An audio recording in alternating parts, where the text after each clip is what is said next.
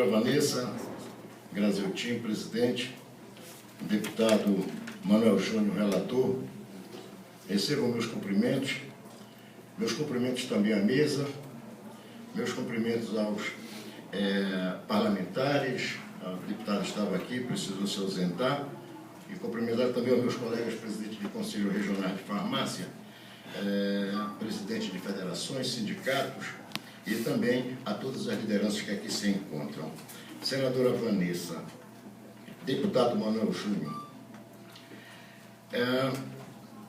eu tenho certeza que eu vou cumprir com o tempo, mas eu quero iniciar essa minha fala, e me preparei para esse momento, pedindo desculpas aos senhores, pedindo desculpa a todos, por não poder deixar de manifestar a nossa frustração por estarmos aqui a fim de discutir uma medida provisória editada pela Presidente da República e que deixou indiscutivelmente todos nós, sociedade, parlamentares, segmentos farmacêuticos, perplexos.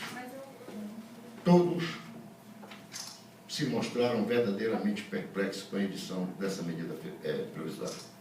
Afinal, ela foi editada com um firme propósito, sem dúvida alguma, de criar um imbróglio na Lei 13.021/14 e que foi sancionada após uma exaustiva discussão que aconteceu no Congresso Nacional e, vejam, aprovada na íntegra. Então não há, para mim, qualquer estranheza. A questão é essa. Foi editada para criar um verdadeiro imbróglio na Lei 13.021, que, como foi dito aqui pelos que me antecederam, traz conquistas, traz avanço, traz sim os serviços que eles são constantes nessa lei, como a questão das imunizações, soro, serviço de controle de pressão arterial, de diabetes, representam sim um grande imbróglio, um grande avanço. Isso significa dizer, senhores, que os nossos parlamentares entenderam claramente a necessidade de se resgatar no Brasil os papéis sanitário e social das farmácias de drogaria em todo o país. Mas não custa e nunca é demais relembrar que este resgate ele resultou de um acordo firmado entre todos os líderes dos partidos, de todas as entidades profissionais e representantes do segmento do comércio farmacêutico. E mais ainda, teve a sua versão, vejam, teve a sua versão final redigida no gabinete da Casa Civil. É claro, isso levou o presidente, inclusive, por conta disso, melhor dito, levou o presidente da Câmara, o deputado Henrique Alves, a dizer o seguinte, aí eu abro aspas: tenho 40 anos de parlamento e nunca vi uma matéria ser levada a plenário diante de um acordo tão bem costurado entre todas as partes interessadas. Senadora Vanessa e deputado Manuel Júnior, eu sei que é por isso que estamos aqui. Afinal, foi editada uma medida provisória, foi enviada a este Congresso e é papel do Congresso, papel dos senhores analisá-los. E nós estamos aqui participando, sem dúvida alguma, não deixaríamos de fazê-lo, de participar desse momento importantíssimo. Mas é preciso entender o que levou a presidente a editar uma medida provisória que indiscutivelmente mutila uma lei aprovada dentro do Congresso Nacional. De onde saiu esta proposta que procura dar tratamento diferenciado a um segmento que deve ser obrigado a prestar serviço de saúde de tamanho alcance social, como é o caso das farmácias e drogarias em todo o país? Saiu do Ministério da Saúde? Com toda sinceridade, quero acreditar que não. Saiu de uma secretaria que cuida das empresas? É possível. E qual o tratamento diferenciado que essa medida provisória quer dar para as micros e pequenas empresas? Quando remete essas micros e pequenas empresas para o artigo 15 da Lei 5991 de 73. Pessoal, senhores, senadora Vanessa, deputado Manuel Júnior, ninguém é ingênuo nesse país. Nós, profissionais, os senhores parlamentares, homens públicos, não podem se permitir ser ingênuo. Só há uma alternativa para isso. Qual é o tratamento diferenciado que está se pretendendo dar por essa medida provisória? editada pela Presidente da República, que, aliás, a nossa Presidente ela foi levada a fazer isso, né?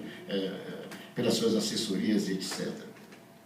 Não há motivo, não há tratamento diferenciado nessa situação. O que o artigo 15 da 5991 diz é a mesma coisa que é previsto na nova Lei 13021.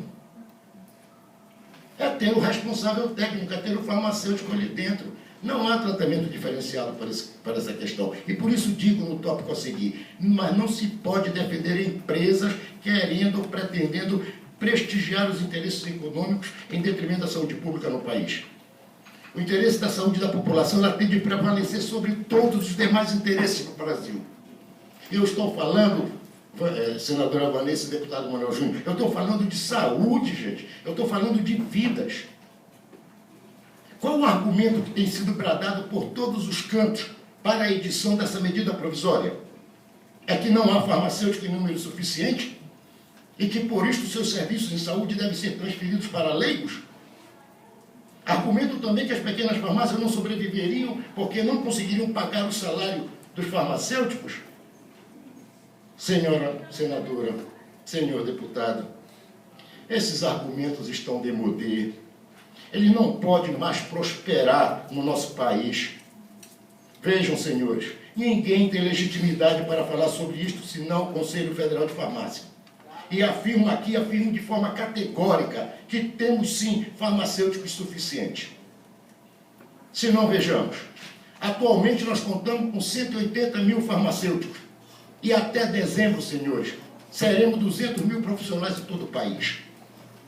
Dos 180 mil farmacêuticos, 63 mil encontram-se nas capitais, 117 mil no interior. Por outro lado, existem no país cerca de 90 mil farmácias e drogarias, privadas e públicas, incluindo, sim, as hospitalares. Deste total, cerca de 75 mil são farmácias e drogarias privadas. 35% dessas farmácias e drogarias privadas são de propriedade de farmacêuticos. E, em sua grande maioria, estão localizadas no interior do país. Olha, vou remeter tudo isso ao relatório da CPI dos medicamentos, publicada no ano 2000, que alerta para o número exagerado de farmácias e drogarias no Brasil e para a falta de critério na sua abertura indiscriminada. Essas considerações, senhores, e que estão contidas nesse relatório, tomaram como referência a recomendação da Organização Mundial da Saúde, que estabelece uma proporção de uma farmácia para cada 8 mil habitantes. Ora, se formos por essa linha, né, é claro que estamos aplicando essa medida lógica, essa mesma lógica atualmente, e continuamos com um número exagerado de farmácias de drogaria. Uma farmácia ou drogaria privada para cada 2.657 habitantes. Nós estamos falando de quê? De que nesse país existe quase 4 mais farmácias e drogaria do que o Brasil precisa. Então, vejam bem todos vocês, faltam farmacêuticos ou nós temos um número excessivo de farmácias e drogaria no nosso país? E tem mais. Eu quero garantir aos senhores que o número de farmacêuticos no Brasil cresce em dobro em relação ao crescimento do número de farmácias e drogarias. Senhores, o Brasil tem hoje, senadora Vanessa e deputado Manuel Júnior, o Brasil tem hoje 451 cursos de farmácia, que formam, deputado, por ano, cerca de 18 mil novos farmacêuticos. Se não, me permitam colocar aqui essa distribuição. No norte do país, há 27 cursos de farmácia. Destes estão no interior. No Nordeste, 60 cursos, deputado, 40 deles no interior. No Sudeste, 216 cursos, 167 estão no interior. No Sul, são 81 cursos, dos quais 66 no interior. No Centro-Oeste, existem 55 cursos, dos quais no Distrito Federal, e 30 deles no interior. Ora, senhores, por que o Brasil conta com quase 30% do total de cursos de farmácia que existem em todo o planeta? É claro, porque a sociedade começou a exigir, essa é que é a verdade, a sociedade começou a exigir a participação efetiva do farmacêutico, vez que precisa, sim, dos seus serviços. A sociedade começou a perceber, e vejam bem, a sociedade começou sim a perceber que era desassistida em relação ao uso racional e seguro dos medicamentos. E vejam, um estudo realizado pela Interfarma, que congrega, que agrupa uma grande gama de indústria farmacêutica. Esse trabalho realizado sobre a percepção da população sobre o uso de medicamentos, e que foi publicado agora, deputado, recente, em 2014, mostrou que quase 70% dos pacientes buscaram diretamente o farmacêutico quando foram às farmácias para comprar medicamentos isentos de prescrição médica. A CPI do medicamento, que trabalho maravilhoso.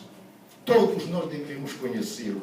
A CPI do medicamento, após exaustiva investigação, deputado Manuel Júnior, senadora Vanessa, conduzido por esta casa no final dos anos 90, 98, deixou claro que a sociedade encontrava-se completamente desassistida de um serviço profissional qualificado e que, por isso, vivia em situação de risco. Agora, pasmem, este mesmo relatório também destacava, senadora Vanessa e deputado Manuel Júnior, outros problemas. E dentre eles eu vou citar apenas um: 73,4% dos leigos, dos balconistas, a esses que se quer atribuir e transferir responsabilidade técnica por esse estabelecimento, 73,4% deles confirmaram a prática da bonificação. Ou seja, ganham comissão para vender mais e mais, ganham comissão para vender alguns produtos. O que significa dizer isso? Estamos querendo ressuscitar, deputado Manuel Júnior, senadora Vanessa, os famosos BO, os bonificados que os próprios leigos em discussão na CPI dos medicamentos deixou perfeitamente claro que os considerou como o bom para otário. Será que essa situação que nós queremos trazer de volta para o Brasil, ao permitir que prospere essa medida provisória da forma como está colocado? Merece ainda, senadora e deputado, destacar a recomendação deste relatório que sugeria a seguinte alteração no artigo 15 da 5991, como disse o meu colega Miguel, que disse: a farmácia e a drogaria terão obrigatoriamente a assistência de responsável técnico farmacêutico, portador de título universitário, regularmente inscrito no Conselho Regional de Farmácia. Senhora senadora, senhor deputado, este é o trabalho que se pretende jogar fora mais uma vez. Como podemos pensar em transferência de responsabilidade técnica? Nos últimos anos, um amplo trabalho foi desenvolvido pelo Ministério da Saúde, pela Anvisa e pelas entidades farmacêuticas com vista à inserção do farmacêutico no segmento representado pelas farmácias e drogarias. No que se refere ao argumento utilizado pelas empresas de que não poderiam pagar os farmacêuticos, posso assegurar, deputado, posso assegurar, senadora, que se trata de mais uma falácia. Ora, se existe um profissional que não é valorizado pelos seus empregadores, inclusive sob o ponto de vista salarial, este é o farmacêutico. Portanto, esse argumento também não pode mais prosperar. Senador e deputado, a edição da medida provisória configura, senhores, no âmbito do governo federal, a existência de grandes contradições, deputado.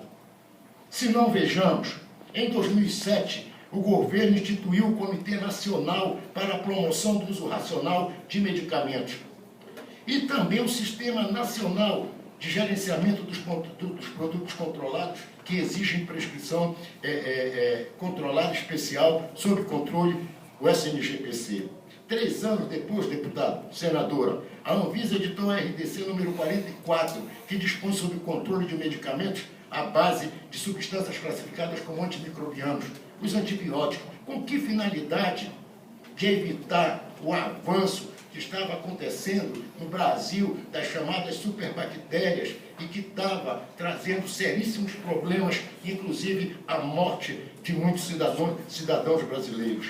Em 2013, foi instituído pelo governo um programa nacional importantíssimo, brilhante programa nacional de segurança do paciente. Esse programa, senador e deputado, não pretende unicamente se dar atenção à úlcera por pressão ou à queda do paciente do leito. mas, sobretudo, a um item essencial, que é o uso correto e seguro dos medicamentos. Por último, neste ano é sancionada a Lei 13.021, que transforma as farmácias em unidades prestadoras de assistência farmacêutica à saúde. E aí? Como é que ficamos? Se o próprio governo edita uma medida provisória que mutila todos esses programas de inestimável alcance social. Não paira para nós qualquer dúvida de que esses programas necessitam grandemente dos farmacêuticos e necessitam dos farmacêuticos em todos os níveis. Não podemos, portanto, permitir que eles sejam transferidos para leigos. Essa é a verdade. Aliás, a condição básica para que uma farmácia ou drogaria seja aberta ao público é que esse estabelecimento tenha todas as condições de prover os seus clientes de serviços farmacêuticos. Farmácia é, antes de tudo, um estabelecimento de saúde, onde são prestados cuidados farmacêuticos. Estou caminhando para o encerramento, senadora, por favor. Senhoras e senhores, não há que se falar de tratamento diferenciado. Não há. Eu estou pedindo e apelando para a generosidade da senadora, porque acho que foi também estendido um pouco de tempo a alguns dos que me antecederam. Eu quero apelar à generosidade da senadora. Estou caminhando para o encerramento. Não há que se falar de tratamento diferenciado, porque a Lei Complementar 123 de 2014 não fala em tratamento diferenciado no que diz respeito aos aspectos sociais e sanitários desse estabelecimento. Mas tão somente, sim, questões tributárias, prazos, etc. Não se pode pensar em tratamento diferenciado, não se pode pensar em estabelecimento de saúde que não conte com um profissional qualificado à frente dele. O que a medida provisória pretende é que o tratamento diferenciado para essas empresas inclua também ter ou não ter farmacêutico, o que indiscutivelmente é um grande absurdo. Então, deputado Manuel Júnior, o que nós temos que discutir, sim, é a solução dos rincões. E podemos concordar com o senhor que em determinadas localidades distantes pode em algum momento não haver farmacêutico. Mas essa carência de profissional farmacêutico, deputado, é igual a de todos os demais profissionais da área da saúde. E se é assim, precisamos pensar em alternativas para atender essa necessidade.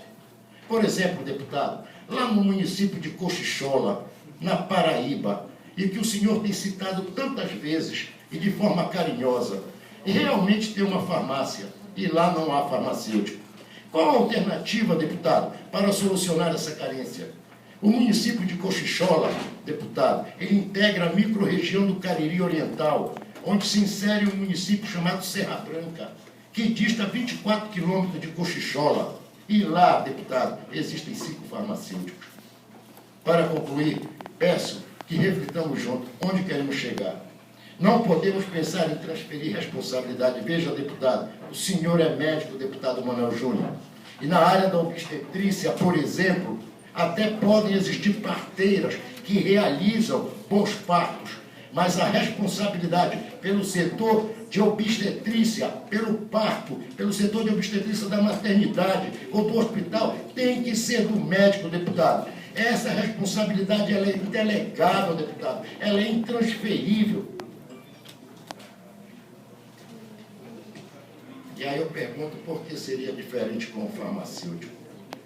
O paciente, o usuário de medicamentos, ele pode ser atendido por um leigo? A quem será imputada a responsabilidade por eventuais danos resultantes do uso incorreto de medicamentos, por reações adversas preveníveis, por intoxicações evitáveis? Senadora Vanessa Graziotin e deputado Manuel Júnior, este é o apelo da saúde pública brasileira, trazido aqui por uma profissão milenar, deputado, que mais uma vez, em sua brava história de lutas, levanta a voz em defesa da saúde e bem-estar do cidadão brasileiro. Pense nisso, senhor deputado. Pense nisso, senhora senadora. Essa é a contribuição que nós tínhamos que